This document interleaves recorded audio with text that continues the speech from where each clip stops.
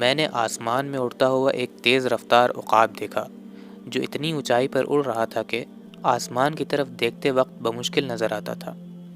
اس کے برعکس کبوتر جیسے پرندے ایسے ہیں جو بہت کم اونچائی پر پرواز کرتے ہیں۔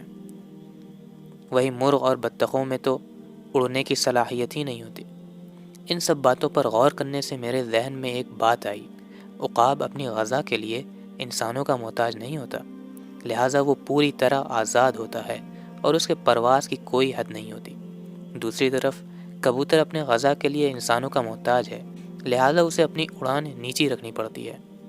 وہیں غذا کے لیے مرغیوں کا سارا دار و مدار انسانوں پر ہوتا ہے اور ان میں اڑنے کی طاقت بالکل نہیں ہوتی۔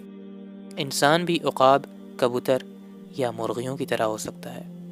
دنیا سے ہمارا لگاؤ جتنا کم ہوگا، علم و معرفت کے آسمان میں ہم اتنا ہی بلند پرواز کر سکیں گے۔